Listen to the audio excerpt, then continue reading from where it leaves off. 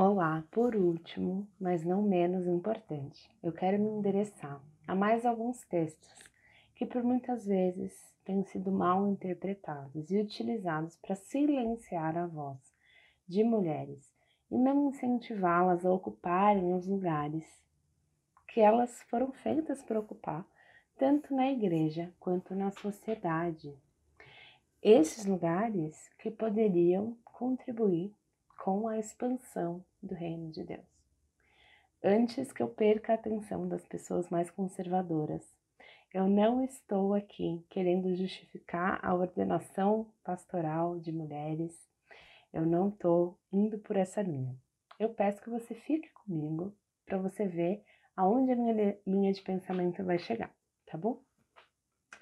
Toda mulher, como discípula de Jesus, é chamada a ser uma ministra do Evangelho de Cristo, assim como todo crente, como discípulo de Jesus, é também um ministro do Evangelho. Quando nosso Senhor Jesus morreu, ressuscitou e ascendeu aos céus, ele estava inaugurando uma nova humanidade que seria habitada pelo seu Santo Espírito e empoderada a fazer as mesmas coisas que Jesus fez quando estava conosco. E ele nos deixou a todos com uma grande comissão: ide por toda a terra, anunciai o Evangelho, batizando e fazendo novos discípulos. Inclusive, assim que Jesus ressuscitou, as primeiras pessoas que ele encontrou foram as suas discípulas mulheres, as quais ele mesmo ordenou que fossem anunciar a boa notícia a quem? Aos seus discípulos homens, aos seus irmãos. A gente encontra essa passagem em Mateus 28, de 5 a 10. Então o anjo falou com as mulheres: não tenham medo, disse ele. Sei que vocês procuram Jesus que foi crucificado, mas ele não está aqui. Ele ressuscitou como tinha dito que aconteceria. Venham, vejam onde seu corpo estava.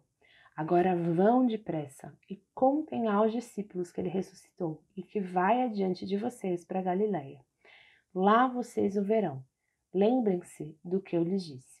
As mulheres saíram apressadas do túmulo e, assustadas, mas cheias de alegria, correram para transmitir aos discípulos a mensagem do anjo. No caminho, Jesus as encontrou e as cumprimentou. Elas correram para ele, abraçaram seus pés e o adoraram. Então Jesus lhes disse: não tenham medo, vão e contem aos meus irmãos que se dirijam a Galiléia e lá eles me verão.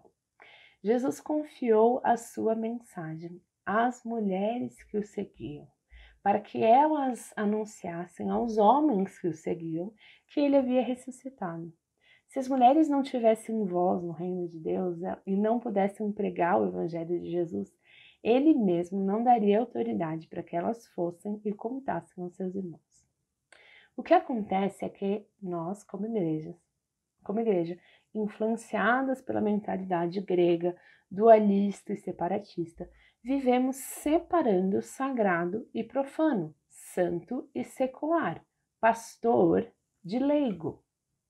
E nós damos aos pastores a responsabilidade e o privilégio de pregar o evangelho, que na verdade foi dada a todos nós, como nação santa, povo escolhido, reino de sacerdotes. Uma das premissas da reforma protestante é o sacerdócio de todos os santos. O que isso quer dizer? Quer dizer que todas as pessoas são sacerdotes de Deus. O pastor não é mais sacerdote do que a pessoa leiga que não estudou teologia e que senta no banco da igreja. A oração do pastor não é mais eficaz do que a oração do seu irmão. Nós precisamos tirar os pastores desse pedestal. Eles são servos da igreja. Eles foram chamados ao ministério de capacitar e instruir, orientar os santos de Deus para o exercício pleno do seu sacerdócio, do sacerdócio desses santos, a pregação do evangelho onde estiverem. É muito importante, gente, que a gente tenha essa consciência. Porque o evangelho não é pregado dentro da igreja. Lá dentro da igreja, quem se encontra ali são os santos que estão dispersos ao longo da semana e são os missionários que pregam o evangelho no dia a dia, ao longo da semana. O encontro dominical e comunitário é o encontro em que nós somos equipados, em que nós somos instruídos, nós somos incentivados a ir por todo mundo e pregar o evangelho a toda criatura.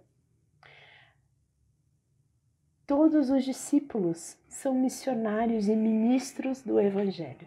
Todos têm esse chamado, homens e mulheres. E cada um tem esse chamado endereçado a uma área específica da boa criação de Deus, que ele deseja que seja restaurada e governada de acordo com a sua boa vontade. Vocês se lembram que lá nas primeiras semanas do nosso estudo, nós falamos que a missão de Deus para a humanidade é governar a criação de Deus de acordo com a vontade de Deus, certo? E que criação não significa só natureza, mas toda estrutura sociocultural criada pelo homem. Porque aquilo que é criado pelo homem é criado também por Deus. Deus cria coisas através do homem. O Senhor Jesus é Senhor sobre todas as coisas e Ele quer que nós reconciliemos com Ele todas as coisas, não só as pessoas. Jesus quer que nós resgatemos a medicina, a política, a pedagogia, a economia, a educação física, a nutrição, a psicologia, a enfermagem, a administração de empresas, as nossas famílias. O Senhor quer que nós sejamos embaixadoras do seu reino, levando os valores do reino para todas as dimensões da sociedade e da cultura, até que ele volte. O encontro semanal, dominical, dos embaixadores do reino, não é onde o evangelho é proclamado. O nosso objetivo, quando a gente diz evangelizar, não é levar a pessoa para a igreja. Nós somos a igreja. Nós somos o templo do Espírito Santo. Aonde nós estivermos, a igreja ali está.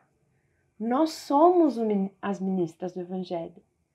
O evangelho foi dado a nós para que a gente pregue para as pessoas com quem a gente convive e para que a gente anuncie através das nossas boas ações e do nosso bom administrar dos dons e talentos que Deus nos deu ao criarmos estruturas de sociedade condizentes com o reino de Deus. 1 Pedro diz que nós somos o povo escolhido, nós somos o reino de sacerdote, a nação santa, a propriedade exclusiva de Deus. Assim a gente pode mostrar às pessoas como é admirável aquele que nos chamou das trevas para nós, para a sua maravilhosa luz. Dito tudo isso, eu quero me endereçar a 2 textos controversos do nosso querido e amado apóstolo Paulo, a fim da gente trazer luz e reconciliação também a este apóstolo que é tão mal interpretado, coitado. Tantas mulheres acham que ele é machista. E eu quero trazer uma nova luz para Paulo e dizer que, na verdade, ele era muito a favor das mulheres, ok? Prezava muito pela igualdade, pela dignidade, pela unidade na igreja e pelo bom exercício dos dons, tanto de homens quanto de mulheres. Então, primeiro, vamos começar com 1 Timóteo. E a gente precisa entender, quando a gente lê cartas apostólicas e cartas pastorais, que essas cartas elas foram feitas para serem lidas inteiramente, né? Elas são cartas não são lidas em trechinhos. Você tem que ler a carta de cabo a rabo. Então, a gente não pode pegar um pequeno trecho de uma carta e interpretar. A gente precisa ler a carta inteira, entender o contexto da carta inteira, entender o tom do autor da carta inteira, entender o que estava acontecendo no contexto da pessoa que recebeu a carta, para que a gente possa interpretar bem qualquer trecho daquela carta. Então, Para não tomar muito do seu tempo, a gente não vai ler a carta de 1 Timóteo inteira, e eu vou fazer um panorama do que a carta de 1 Timóteo está dizendo.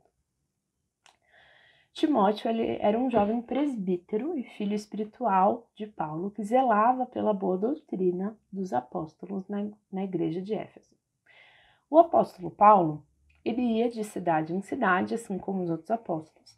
Eles pregavam o evangelho e ficavam um tempo lá, nomeavam presbíteros para cuidarem e zelarem pela doutrina correta que foi ensinada por Paulo para aquela igreja, certo? Naquela época, mulheres não estudavam, certo? Elas não tinham como ler, não tinham como escrever, não tinham como ensinar.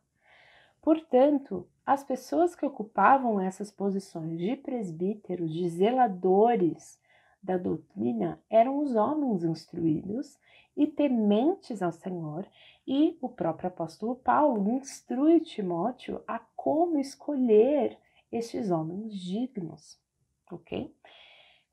E aí, de novo, fica um pouco essa relação de ovo ou galinha, em que muitas pessoas leem essas passagens e compreendem. Só homens podem ser presbíteros. Quando, na verdade, culturalmente, o apóstolo Paulo se endereça a só homens, porque só homens estavam aptos a serem presbíteros naquela cultura, naquela sociedade. Hoje em dia, a gente já tem uma outra circunstância. A gente tem mulheres instruídas e capacitadas que poderiam também exercer.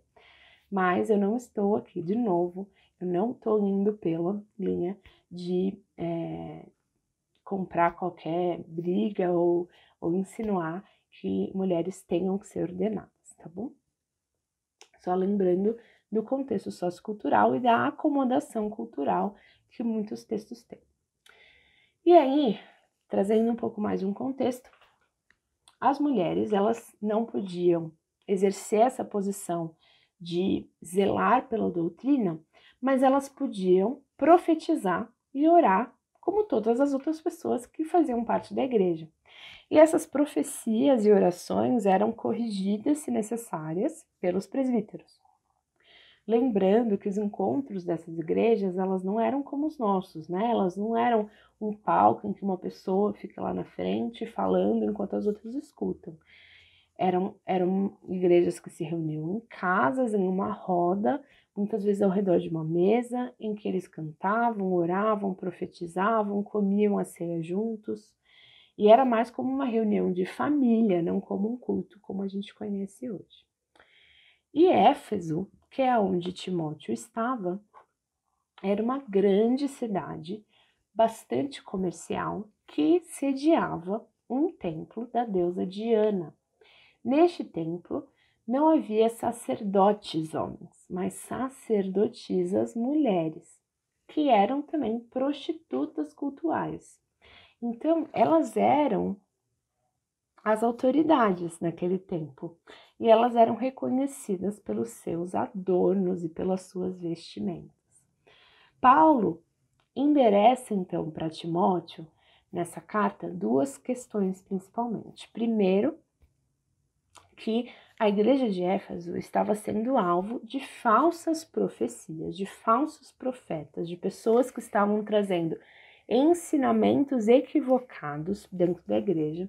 E essas pessoas estavam se infiltrando com esses ensinamentos por meio das mulheres, principalmente de viúvas jovens. Inclusive, tem um momento nessas cartas que Paulo fala que as viúvas jovens deveriam se casar novamente para elas pararem de ficar andando por aí, fofocando e dando vazão às mentiras de Satanás, né? Então, ele está realmente endereçando essa questão de que algumas mulheres, principalmente as jovens viúvas, estavam dando ouvidos a falsos ensinamentos e infiltrando falsos ensinamentos dentro da igreja. Essas falsas profecias diziam respeito à necessidade de ter uma vida ascética, ou seja, se abster de casar, de comer e de beber determinadas coisas. E aí, frente a isso, dentro desse contexto, Paulo diz: quero, pois, que os homens orem em todo lugar, levantando mãos santas, sem ira e sem discussões. Da mesma forma, quero que as mulheres se vistam modestamente, com decência e discrição, não se adornando com tranças, nem ouro, nem pérolas, nem roupas caras, mas com boas obras, como convém a mulheres que professam adorar a Deus. A mulher deve aprender em silêncio, com toda sujeição. Não permito que a mulher ensine, nem que tenha autoridade sobre o homem. Esteja, porém, em silêncio, porque primeiro foi formado Adão e depois Eva, e Adão não foi negado, mas sim a mulher, que, tendo sido enganada, tornou-se transgressora. Entretanto, a mulher será salva dando à luz filhos, se elas permanecerem na fé, no amor e na santidade com bom senso. Ok. Vamos estudar as palavras que Paulo está usando, ok? Primeiro a palavra silêncio. A mulher deve permanecer, deve aprender em silêncio com toda sujeição. Essa palavra poderia ter sido traduzida também como espírito dócil e gentil. Paulo está dando a liberdade para que as mulheres aprendam. Paulo está dizendo, as mulheres devem aprender. As mulheres devem aprender. Diferente do contexto daquela época, em que as mulheres não aprendiam, elas não aprendiam a Torá, elas não aprendiam a ler. Paulo está dizendo, as mulheres dentro do reino de Deus devem aprender, mas elas devem aprender com um espírito dócil e gentil, um espírito manso e humilde, ensinável. Lembrando que algumas dessas mulheres que estavam vindo ali e se convertendo, elas vinham de um contexto em que elas tinham a autoridade espiritual. Elas ensinavam os homens, elas cultuavam os deuses, elas tinham conexão direta com Deus. Então, o que Paulo estava dizendo aqui era que essas mulheres, elas não são maiores do que os homens. Dentro do reino de Deus, a mulher, ela não é maior do que o homem. Ela veio do homem e o homem veio da mulher. E a mulher, ela não pode usurpar a autoridade no homem. Ele estava dizendo, não quero que as mulheres tirem a autoridade do homem, pois a mulher foi criada depois do homem e ela não é maior do que o homem. Certo? E aí a gente voltando um pouquinho antes, em que Paulo fala sobre os adornos, né? Ele não está querendo dizer que as mulheres não deveriam se adornar, que as mulheres cristãs não deveriam se preocupar com a beleza.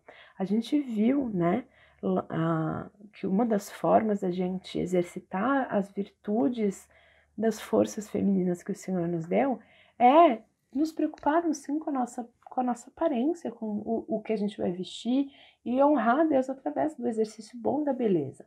O que Paulo está querendo dizer aqui é justamente que, num contexto em que as sacerdotisas do templo de Diana se adornavam, usavam tranças, roupas caras, ele falou, as mulheres de Deus não precisam dessas coisas, elas não precisam se parecer com as prostitutas culturais. Elas podem e devem se diferenciar nesse caso.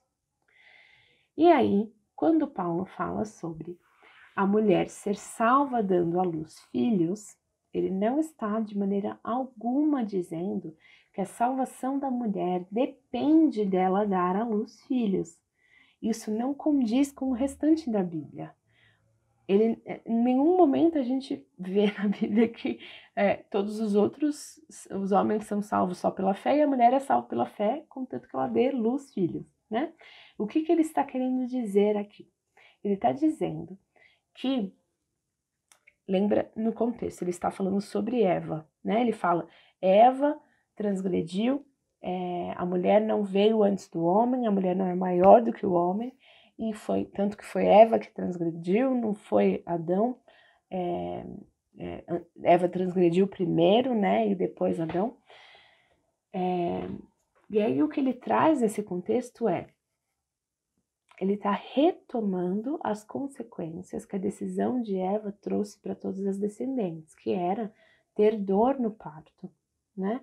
E ter uma realidade de parto que é uma realidade de quase morte para as mulheres daquela época. As mulheres naquela época muitas vezes morriam em meio ao parto. Então, o que ele está querendo dizer é que a mulher ela vai ser salva e ela vai ser salva pelo momento, ela vai passar pelo momento do parto e ela vai continuar a dar luz, filhos, ela vai ser abençoada com fertilidade, o que era sinônimo de uma vida realizada para as mulheres da época, que tinham como principal função na sociedade essa, né, de ter filhos, contanto que elas permanecessem fiéis. Então ele está falando, as mulheres elas vão ser resgatadas, elas vão ter uma vida plena e abundante, elas não precisam usurpar a autoridade dos homens para isso e ocuparem uma posição de hierarquia que não existe, né, dentro do reino de usurpar poder do outro, ok? Agora, nós vamos para outros dois textos bastante polêmicos que estão na carta de 1 Coríntios, usadas também muitas vezes para justificar o silêncio de mulheres e a ausência de lugar dessas para o ensino e proclamação do evangelho dentro da igreja. De novo, eu quero contextualizar que essa carta de Paulo aos Coríntios é uma carta muito dura, em que Paulo está corrigindo muitos ensinamentos falsos que a igreja de Corinto estava acreditando e práticas que não eram condizentes com a igreja de Cristo. Ele inclusive diz em 1 Coríntios 4, 21, ele diz o seguinte: o que vocês escolhem? Eu devo ir com vara para castigá-los com amores ou com espírito de mansidão? E é muito importante que a gente saiba que essa é uma carta em que ele está respondendo a uma carta anterior. Então, na carta de 1 Coríntios, por mais que na nossa Bíblia seja 1 Coríntios, ela provavelmente é uma terceira carta, né? Houve uma primeira carta, uma resposta e depois uma outra. Essa daqui, Paulo está respondendo uma carta que ele já recebeu. Tanto que em alguns trechos a gente vê, inclusive, ele falando: vocês dizem isso, eu digo assado, né? E então existe esse diálogo e essa citação de trechos que foram escritos previamente para ele. E um outro ponto importante de lembrar, que eu quero reforçar, é que a gente precisa ler a carta inteira, a gente não pode ler só um trecho e interpretar. Gente, a hora de quando vocês forem ler cartas apostólicas e cartas pastorais da Bíblia, vocês não podem interpretar um único trecho isolado, vocês precisam ler a carta toda. Então, para a gente interpretar esses trechos de 1 Coríntios, a gente precisa ter o panorama da carta inteira. Então, eu vou, de novo, a gente não vai ler aqui, porque não é o caso, a gente lê juntas, mas se você quiser, tire um tempo para você ler essa carta de cabo a rabo de uma vez, tá? Para compreender o tom geral da carta. E eu vou trazer esse panorama aqui para você. Então, primeiro, Paulo começa suplicando que não haja mais divisão dentro da igreja de Corinto. Ele fala: irmãos, suplico-lhes, em nome de nosso Senhor Jesus, que vivam em harmonia uns com os outros e ponham fim às divisões entre vocês. Alguns membros da família de Chloe me informaram dos desentendimentos entre vocês. Alguns dizem eu sigo Paulo, outros dizem eu sigo Apolo, eu sigo Pedro, ou ainda alguns outros dizem eu sigo Cristo. Então, estava tendo muitas divisões dentro da igreja de Corinto. Além disso, ele endereça também um caso de imoralidade sexual de um membro da igreja com a sua própria madrasta. Ele diz: comenta-se por toda parte que há imoralidade sexual em seu meio, imoralidade que nem mesmo os pagãos praticam. Soube de um homem entre vocês que mantém relações sexuais com a própria madrasta. Depois ele comenta que eles estavam se processando dentro da própria igreja. Depois ele fala que alguns estavam deixando as pessoas mais pobres sem comer na ceia do Senhor. As pessoas chegavam, comiam a ceia e não se importavam com as pessoas que não estavam presentes, que estavam chegando depois. Outras estavam desejando alguns dons espirituais mais do que o dom de amar, né? Então em 1 Coríntios a gente tem aquela famosa carta, aquele famoso trecho do capítulo 13, em que Paulo está falando aqui de uma maneira dura para os coríntios. Gente, de que vale vocês terem dons espirituais do que se vocês não usarem esses dons espirituais para o amor? Então, frente a tudo isso, a gente precisa anotar o tom dessa carta. É uma carta corretiva, é uma carta de admoestação, é uma carta dura em que Paulo está corrigindo essa igreja. E no capítulo 7, Paulo começa a endereçar perguntas que foram feitas na carta anterior. Então ele fala assim, agora, quanto às perguntas que vocês fizeram em sua carta, e aí ele começa a respondê-las. Quanto ao casamento, foi o trecho que a gente leu lá, 1 Coríntios 7. Quanto à comida sacrificada a ídolos, quanto aos dons espirituais, quanto à ressurreição dos mortos, e quanto ao uso de véus para as mulheres orarem na igreja? E aí a gente chega esse famoso capítulo dos véus, certo? Este texto que é 1 Coríntios 11. Então, se você quiser parar tudo, abrir sua Bíblia em 1 Coríntios 11 para a gente ler juntas e estudar esse texto. Ele é muito controverso. Muitos irmãos em Cristo se ofereceram para tentar explicá-lo de inúmeras formas. Todas as linhas possíveis não encontram recursos histórico-culturais suficientes para a gente compreender o que estava havendo ali. É um texto bastante estranho e muito difícil de ser interpretado. De todas as interpretações que eu já li e já escutei, a mais sensata, na minha opinião, foi a da teóloga reformada Lucy Peppiatt. Ela é professora do Seminário Regent College, no Canadá, e diretora do Seminário Western Theological College, na Inglaterra. E ela escreveu um livro só sobre esse capítulo de 1 Coríntios, chamado Unveiling Paul's Women, que em português seria Tirando o Véu das Mulheres de Paulo. E eu vou tentar pincelar os seus principais argumentos aqui, mas eu sugiro que, se você tenha um bom domínio do inglês, você leia os livros da Lucy para entrar melhor nos detalhes da teoria dela, da hipótese que ela traz para a leitura desse texto, tá? A doutora Lucy, ela defende que nesse trecho Paulo está citando uma parte da carta que os coríntios mandaram, né, em que eles tentavam argumentar que as mulheres deveriam usar véus para profetizar na igreja. E em resposta a esse argumento, a Lucy defende que Paulo estava dizendo que este não era um costume da Igreja de Cristo. Ou seja, que o uso dos véus para que as mulheres possam profetizar não é um pré-requisito na Igreja de Cristo. Ela primeiro defende essa teoria com o princípio hermenêutico, lembrando que a hermenêutico é o princípio de interpretação bíblica, de que Paulo precisa ser condizente com ele mesmo, né? Então, quando a gente for interpretar Paulo, a gente precisa compreender que Paulo ele é condizente com ele mesmo em todas as suas cartas e dentro da própria carta, né? Dentro do próprio texto. E ela nota que em momento nenhum Paulo dá essa instrução do uso de véus em nenhuma das outras cartas que ele faz. Inclusive, quando ele está falando sobre o lugar das mulheres no culto. Então, no trecho de 1 Timóteo que a gente acabou de ler, que ele também endereça a atitude das mulheres no culto, ele não fala sobre a necessidade das mulheres usarem véus. E também, em nenhum outro texto de Paulo, ele cita algo relacionado a mulheres precisarem usar véus por causa de anjos. Essa questão de ser por causa de anjos, Paulo também nunca falou sobre anjos.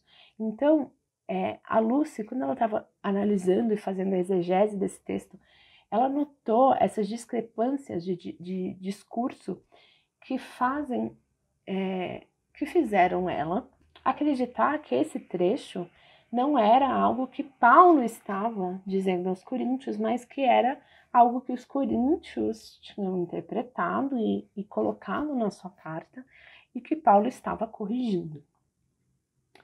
E uma outra coisa que nesse texto não é condizente com a Bíblia e com os demais textos de Paulo é que nesse texto, a gente vai ler ele na íntegra, eu estou fazendo esse panorama antes da gente ler, mas nesse texto tem uma frase que diz que o homem é a imagem de Deus e a mulher é a imagem do homem.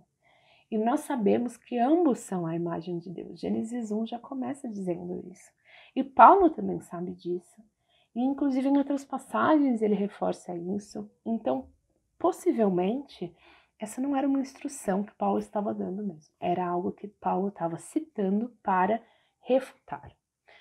Então a gente vai reler esse trecho juntas e eu vou comentando a fim de já pontuar como que a gente deve lê-lo frente a esse tom de correção da carta de 1 Coríntios e essa hipótese da doutora Lúcia de que Paulo estava corrigindo um entendimento equivocado a respeito da necessidade de uso de véus para que as mulheres pudessem profetizar.